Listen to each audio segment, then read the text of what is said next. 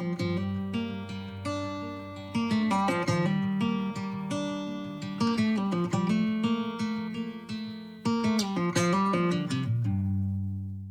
get quite a few questions about how I train my endurance horses, so either like through Instagram or on the YouTube comments.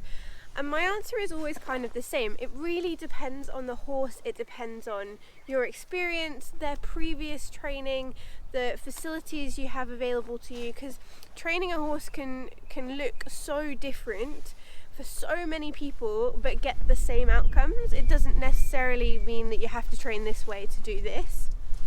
If you're wondering where I am, by the way, I'm house sitting at Stuart's, so on a slightly different background. So I thought, instead of kind of trying to give an outline on how to train an endurance horse, I would just share how I train mine. So, over the past 8 weeks, I do this anyway. I collate all of the data from my training sessions. I have a little diary that I write in, and I also use the Equilab app and my GPS watch to monitor my training. I would just give you updates throughout the year. So this is our endurance training roundup number 1. I have written it down because there's absolutely no way I remember numbers ever. So this is for the start of 2022. I can't believe it's 2022. Mental.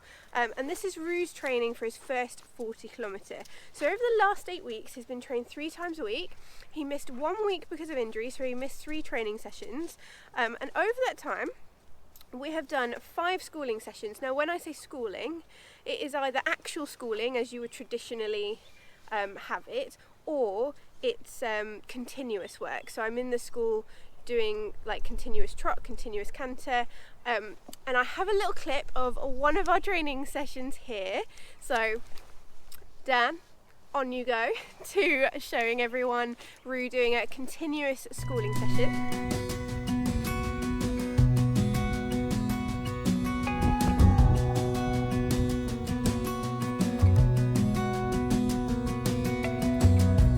As a young girl, the fields were mine. We played hide and seek for hours, raised our shadows among the pines. So offshore, playful and free, without a care in the world. I was one rich little girl, daydreamer, kidnap me, take me back, all the way back to them days, running around in a gown and a crown, barefoot.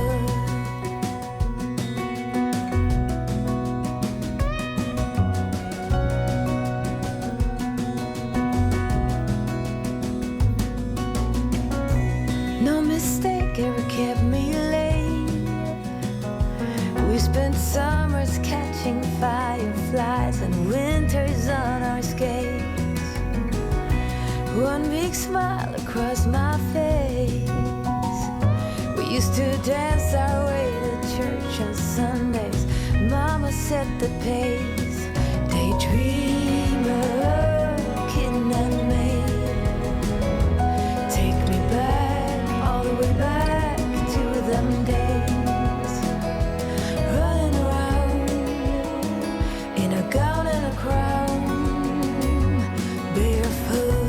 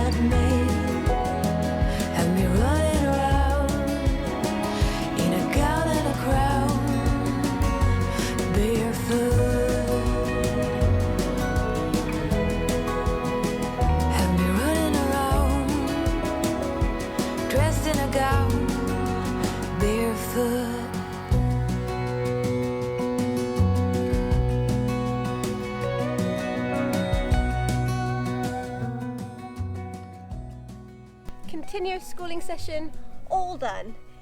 He was a little bit kind of he doesn't like contact in the mouth, and as soon as you try and get him to work properly and you use contact a bit more, he like just loses his back end. It's like his brain can't deal with too many things at once. But all in all, not bad, Roo, huh? You're getting better.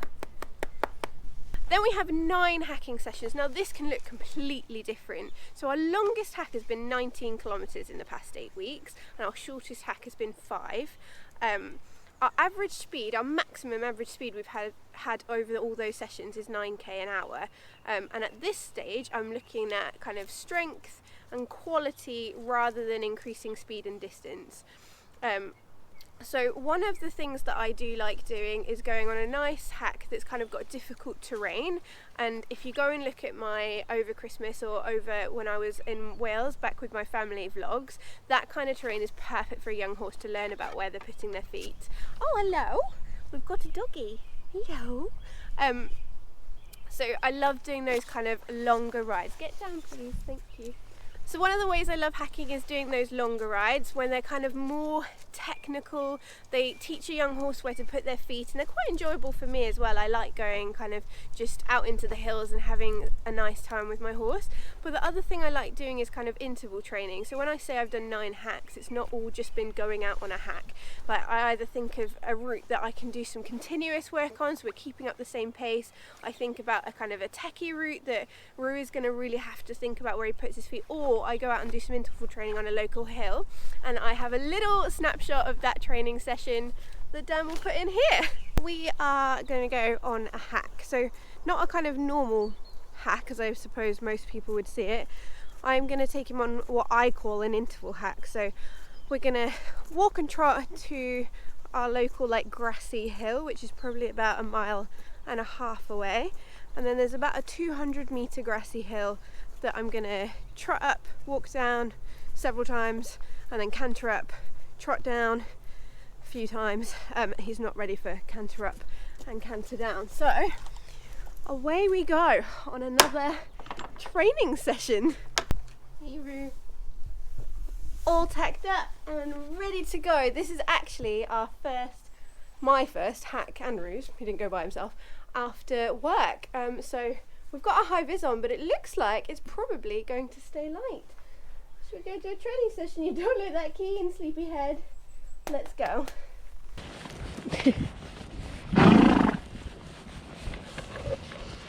So this is the little grassy hill we use. Only takes like literally less than 10 minutes to get here, depending on how enthusiastic my pony is feeling. We're just going to do some reps now and see how we go. I always have my Equilab on, so I'll show you like a few Equilab screenshots over the last month to 6 weeks to give you a bit of an idea of what each training session looks like. But this is something I really like building into our program, is doing intervals, because it's a really nice progressive way as well. So you know how much you're starting in terms of distance and intensity, and it's so easy to tweak intensity and reps and distance and things, and really quantify it with the timing and speed and stuff like that, whereas trying to do and maintain an average speed over a hack I find much more difficult than kind of doing intervals like this and doing repetitions. And it's a bit harder to quantify because of like the ground you might have, things you might meet out on a hack, and how the horse is feeling. So this is one of my favourite types of training.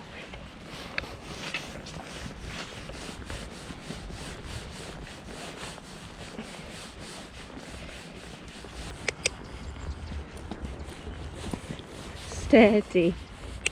Turn around. Turn around. Good boy. Steady.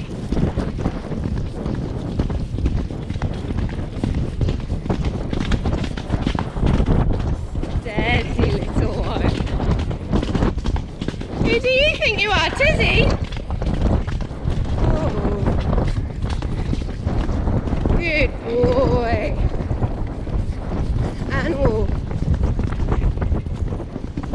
And walk. Steady.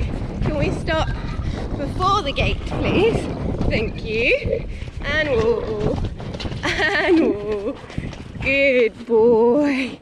One to go. And we're back. All sweaty. So I actually didn't do as many reps as I wanted to because the ground conditions weren't actually that good. So instead of just doing less and keeping the same intensity, we upped the intensity and did fewer reps. So we did 4 canter reps, ended up being about 7 kilometers in total and took us about 51 minutes. I'll put the Equilab screenshot up for you. You're a good boy, you're sweating now. Should put your sweat rag on, keep it nice and toasty, keep those muscles toasty. Yeah. We've also done 4 lunging sessions over the last 8 weeks. When I lunge, I try and only lunge once a week. I either use like those TheraBand bum bands or a Pessoa, or I lunge free, and I do a combination of all of them because I think all of them give you something different. And lunging without a lunging aid really lets you look at how your horse is moving and see how they are left and right and compare them. And I really like to do like a slow-mo video in lunging so you can really see how your horse is shaping up and do they move differently left and right. And insert a little clip of Aru lunging here. I think on this particular occasion he wasn't really feeling it, but that's just the way training goes. Sometimes you have a training session and you're like, yes, we aced it, and sometimes you have a training session and you're like, should I have even bothered? But it's those little small gains, just being nice and consistent, that adds up to you being able to do whatever your goal is. I also did 3 sessions of poles. Now the reason I haven't put this in the lunging category, because a couple of those sessions, or one of those sessions, maybe 2, I can't remember. If you want a really in-depth analysis, which I'm sure no one really wants, then I can do that. But one session of the poles was on the lunge. I like to either long rein or actually lead him myself, like literally lead him around myself over the poles. Doing poles in walk or trot use different muscles differently, so I like to do kind of a combination, different heights, different distances, and really mix it up.